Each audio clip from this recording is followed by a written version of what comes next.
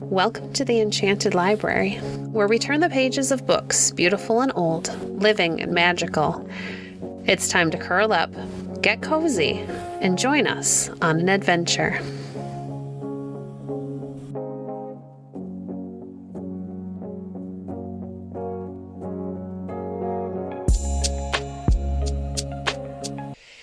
Today we're reading from 50 Famous Stories Retold by James Baldwin. Whittington and His Cat, Part 1, The City. There was once a little boy whose name was Richard Whittington, but everybody called him Dick.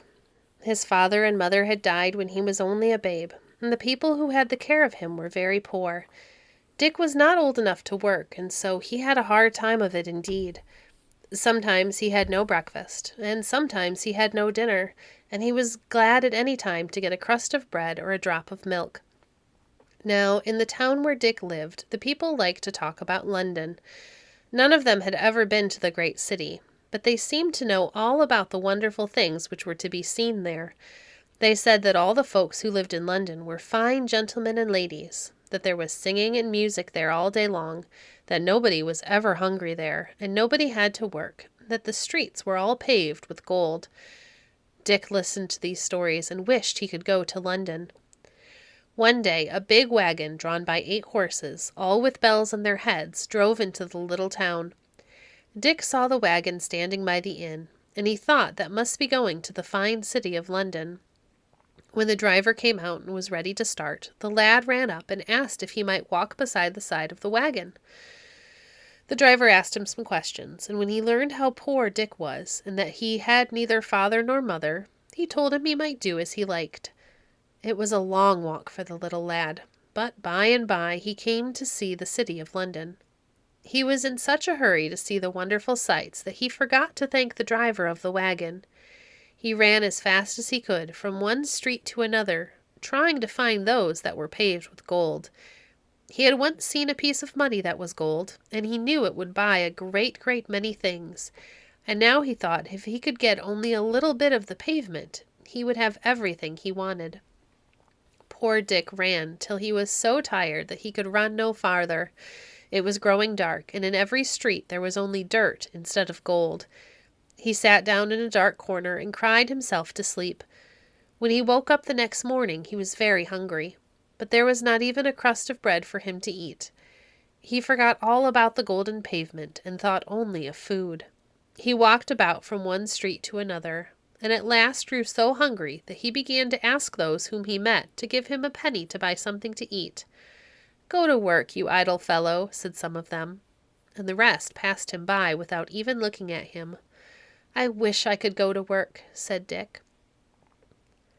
Part 2. The Kitchen. By and by, Dick grew so faint and tired that he could go no farther. He sat down by the door of a fine house and wished that he was back again in the little town where he was born. The cook-maid, who was just getting dinner, saw him and called out, "What are you doing there, you little beggar?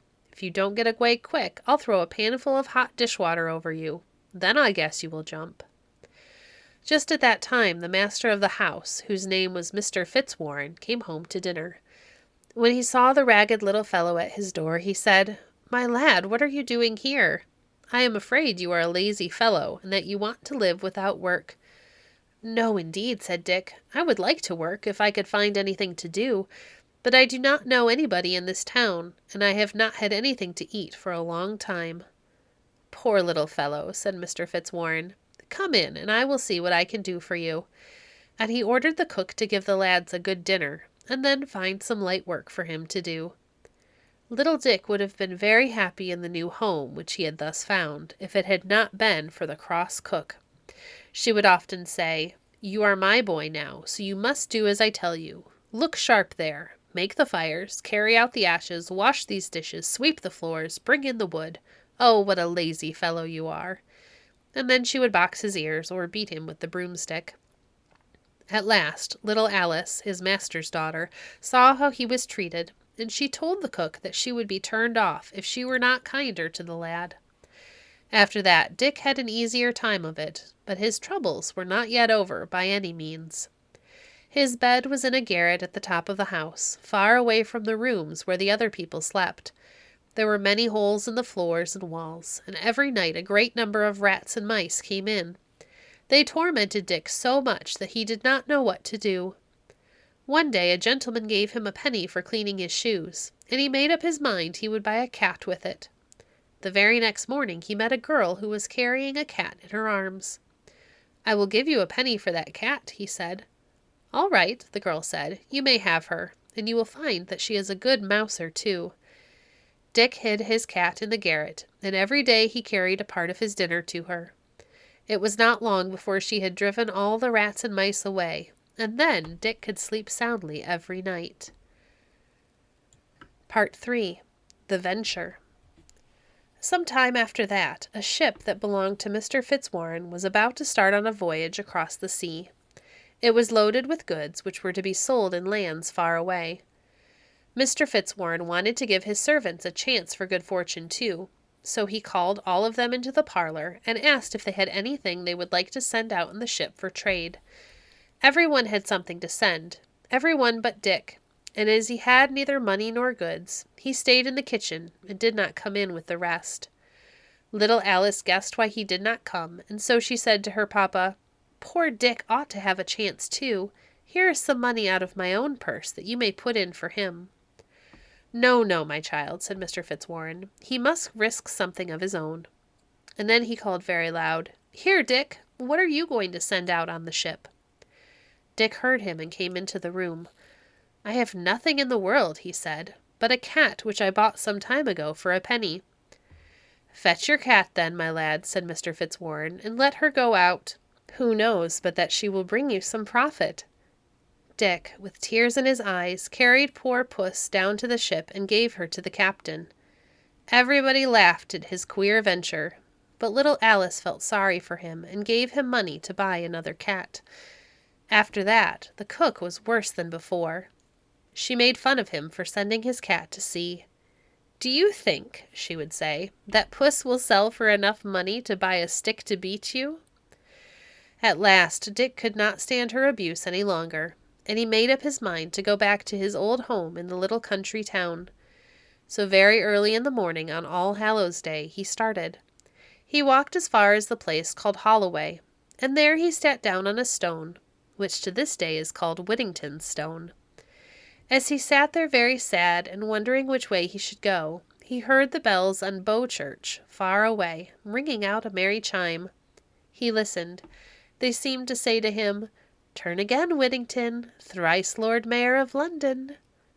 "Well, well," he said to himself, "I would put up with almost anything to be Lord Mayor of London when I am a man, and to ride in a fine coach. I think I will go back and let the old cook cuff and scold as much as she pleases."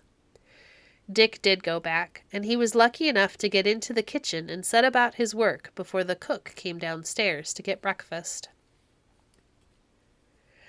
Part 4. The Cat.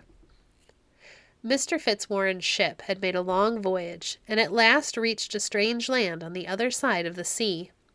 The people had never seen any white men before, and they came in great crowds to buy the fine things with which the ship was loaded. The captain wanted very much to trade with the king of the country, and it was not long before the king sent word for him to come to the palace and see him. The captain did so. He was shown into a beautiful room, and given a seat on a rich carpet all flowered with silver and gold. The king and queen were seated not far away, and soon a number of dishes were brought in for dinner. They had hardly begun to eat when an army of rats and mice rushed in and devoured all the meat before anyone could hinder them. The captain wondered at this, and asked if it was not very unpleasant to have so many rats and mice about. "Oh, yes," was the answer. "It is indeed unpleasant, and the king would give half his treasure if he could get rid of them." The captain jumped for joy.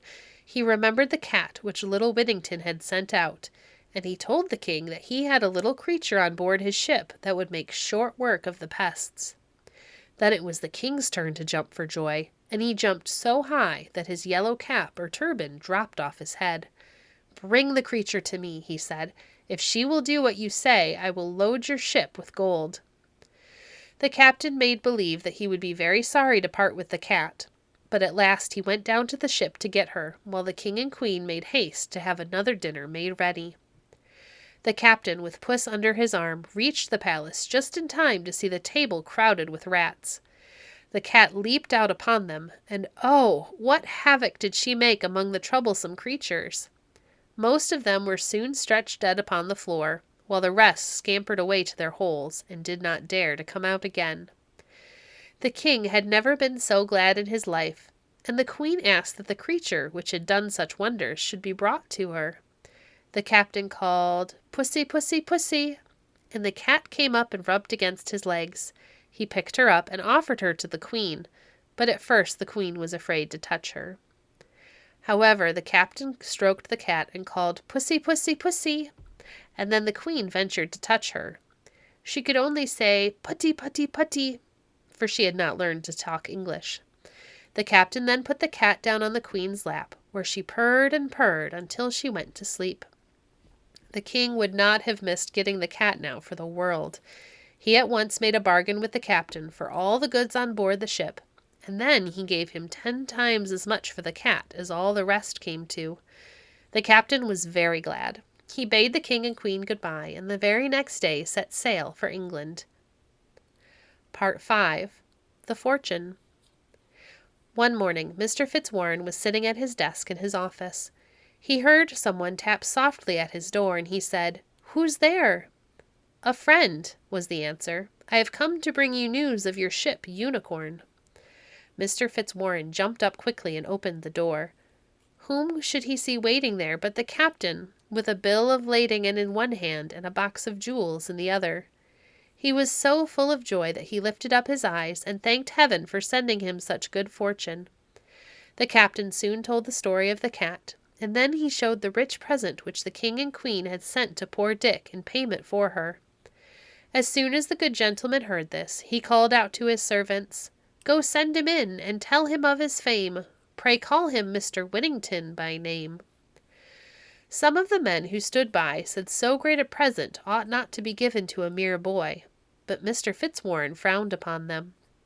"It is his own," he said, "and I will not hold back 1 penny from him." Dick was scouring the pots when word was brought to him that he should go to the office. "Oh, I am so dirty," he said, "and my shoes are full of hobnails." But he was told to make haste. Mr. Fitzwarren ordered a chair to be set for him, and then the lad began to think that they were making fun of him. "I beg that you won't play tricks on a poor boy like me," he said. "Please let me go back to my work." "Mr. Whittington," said Mr. Fitzwarren, "this is no joke at all. The captain has sold your cat, and has brought you, in return for her, more riches than I have in the whole world." Then he opened the box of jewels and showed Dick his treasures. The poor boy did not know what to do. He begged his master to take a part of it, but Mr. Fitzwarren said, "No, it is all your own, and I feel sure that you will make good use of it." Dick then offered some of his jewels to his mistress and little Alice. They thanked him and told him that they felt great joy at his good luck, but wished him to keep his riches for himself. But he was too kind-hearted to keep everything for himself. He gave nice presents to the captain and the sailors, and to the servants in Mr. Fitzwarren's house. He even remembered the cross old cook. After that, Whittington's face was washed, his hair curled, and he was dressed in a nice suit of clothes, and then he was as handsome a young man as ever walked the streets of London. Some time after that, there was a fine wedding at the finest church in London, and Miss Alice became the wife of Mr. Richard Whittington. The Lord Mayor was there, and the great judges, and the sheriffs, and many rich merchants, and everybody was very happy. And Richard Whittington became a great merchant, and was one of the foremost men in London. He was sheriff of the city, and thrice Lord Mayor, and King Henry V made him a knight. He built the famous prison of Newgate in London. On the archway in front of the prison was a figure, cut in stone, of Sir Richard Whittington and his cat, and for 300 years this figure was shown to all who visited London. Thank you for joining us today. If you enjoyed today's episode, please leave a review on your favorite podcast platform and share our podcast with a friend. Visit our website at www.enchantedlibrary.net to see our past books or to connect with us on Facebook. If you'd like to support the work we do, you can visit our Patreon page at patreon.com/enchantedlibrary. We appreciate your support.